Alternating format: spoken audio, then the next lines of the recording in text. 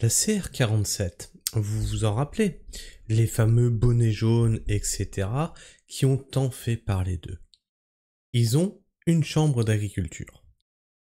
Enfin, ils ont une chambre d'agriculture, ils en ont même plusieurs, mais dans le 47, ils en ont une. Et il semblerait que ce soit pas aussi idyllique que ce qu'ils espéraient. Ça démissionne à tour de bras, il y a des querelles internes, etc. Bref, on va faire le tour de tout ça et vous allez voir que c'est pas si simple. Est-ce que je l'ai en entier le truc? Non, donc je vais l'ouvrir. Bouge pas. Je vais l'ouvrir. J'avais mis mes trucs moi. C'est là? Attendez, hein, je suis en train de galérer. Là, hop, je sais même pas pourquoi je l'ai ouvert dans ce truc là.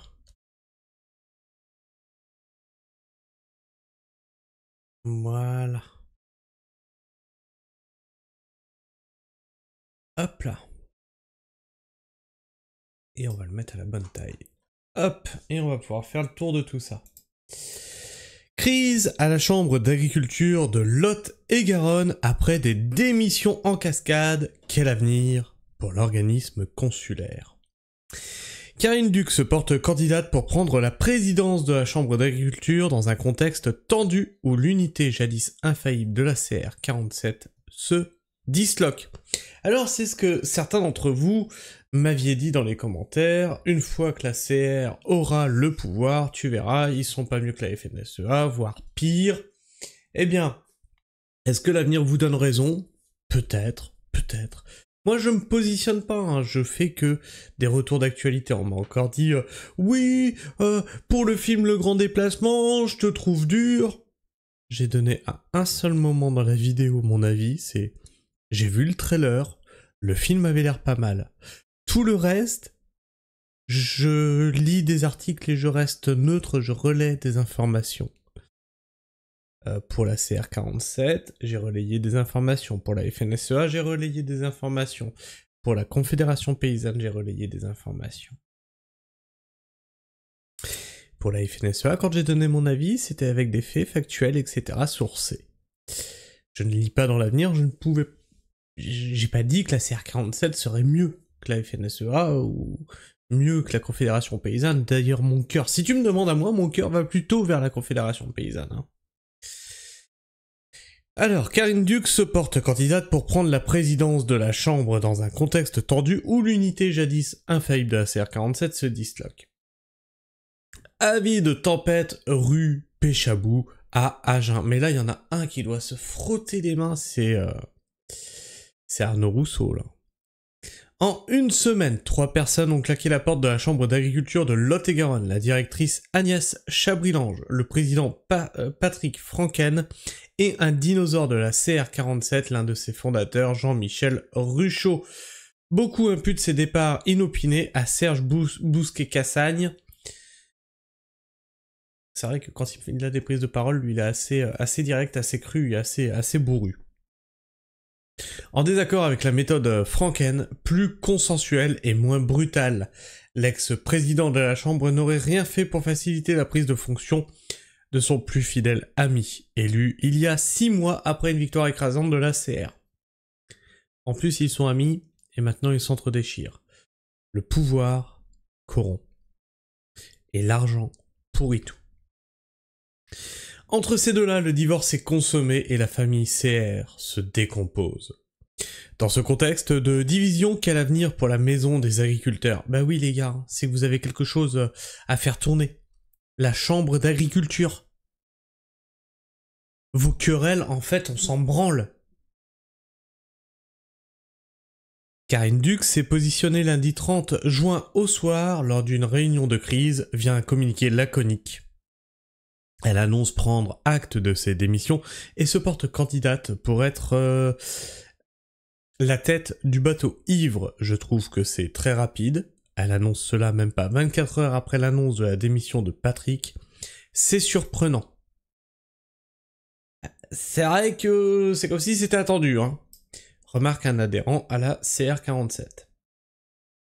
La viticultrice, désormais présidente par intérim, se refuse à tout commentaire. Selon elle, seule la cause agricole compte et non la politique interne.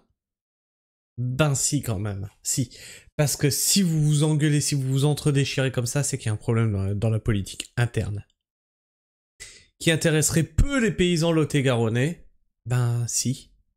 Vous êtes élu, on vous a fait confiance, vous avez justement à rendre des comptes. Je ne rentrerai pas dans ces querelles, ce sont des histoires personnelles qui ne me regardent pas, insiste-t-elle. Je ne souhaite pas m'en mêler, tout ce qui m'apporte, ce sont les agriculteurs. Rien que les agriculteurs, tout le reste, j'en ai que faire. Son communiqué de la veille, succinct, en atteste. Pas un mot pour l'action et l'engagement de Patrick Franken, militant de la première heure à la CR47. Idem pour l'historique Jean-Michel Ruchot. Bras armés. Dans l'entourage du président démissionnaire, on regrette qu'il n'ait pas été soutenu lorsque celui-ci s'opposait à Serge Bousquet-Cassagne lors des réunions. Ils n'ont rien dit, et pour Serge, qui ne dit mot, consent. Las, il va faire de Karine Duc son bras armé. La coprésidente de la CR47 s'engage dans une chambre sans directeur qui change de président à peine 6 mois après son élection. C'est une catastrophe. Là, vous donnez une image, mais catastrophique de votre syndicat. Un organisme consulaire fragilisé, dépourvu de cadres, la plupart ayant été chassés par Serge Bousquet-Cassagne lors de ses précédents mandats. Serge Bousquet-Cassagne, si je ne me trompe pas, c'est celui qui a dit, rapport aux manifestations, c'est des manifestations d'agriculteurs, on veut pas voir de gilets jaunes. C'est ce type-là. Hein. Il me semble bien que ça sortait de sa bouche. Hein. Patrick Franken a souffert du manque de chef de service, la directrice aussi confie un proche. Karine Duc s'engage aussi dans un contexte où certains recrutements ont été décrits par l'ancienne et éphémère gouvernance Franken-Chabrillange, dont le fils de Serge Bousquet-Cassagne, lequel occupe le poste de comptable au sein de l'organisme consulaire. Des recrutements discutables qui ont entraîné certaines crispations. Ce sont des pratiques que nous avons toujours dénoncées chez nos ennemis, soufflait Patrick Franken lundi. Bah ouais. Voilà, et une fois que vous avez le pouvoir, vous faites les mêmes pratiques. L'opposition incarnée par la FDSEA ne masque pas son inquiétude face à ce naufrage. Certaines personnes très compétentes sont parties de la chambre avant Alain Briffeil. Nous sommes déjà complètement coupés du système, isolés. Cela parce que la CR47 refuse de siéger à la chambre régionale. On se coupe de nombreuses aides et autres subventions au profit des agriculteurs lot-et-garonnais. Ah putain. À être trop dans l'invective, moi j'ai connu ça quand j'étais syndiqué chez FO, à être trop dans l'invective, effectivement, tu te coupes de énormément de choses. Déçus. Les politiques, les parlementaires qui travaillent avec les services de la rue Péchabou sont également soucieux. Plus vite la chambre sera en ordre de bataille, et mieux ce sera, car nous avons des combats communs à porter. Livre le député Guillaume Lepers. Monsieur Franken était vraiment une personne de qualité. J'ai été vachement déçu de sa démission. Je ne sais pas le pourquoi du comment avec les détails. La situation était visiblement délicate. J'ai aussi été déçu du départ de la directrice, qui était importante, pesée sur les dossiers. Encore une fois, je ne connais pas les détails, mais Monsieur Franken était quelqu'un de pragmatique, comme moi, dis donc. Jean Dionis, ami de toujours de Serge Bousquet-Cassagne, observe une réaction de réserve. Le monde paysan lot-et-garonnais est riche de ses dirigeants, avec leur personnalité et leurs différences. J'ai tout de même un sentiment de tristesse face à ces tensions. Le président de l'agglomération d'Agen, qui délègue la gestion du marché aux bestiaux d'Agen à l'organisme consulaire, assure néanmoins qu'il ne tolérera aucun laisser-aller et aucun laxisme. Enfin, l'élu agenais, qui endosse aussi le rôle de médiateur dans le dossier du lac Caussade, veut plus que tout mener à bien cette mission. On avance bien, on le doit à tout le monde. La Chambre, le préfet. Je mets en garde les représentants du monde paysan lot-et-garonnais, il faut garder l'objectif et la régularisation. Alors il y a 2 commentaires. La marionnette de Serge Bousquet-Cassagne. est-ce que Karine Duc est réellement une marionnette? Je sais pas, elle a l'air d'avoir des couilles quand même, cette meuf. Après,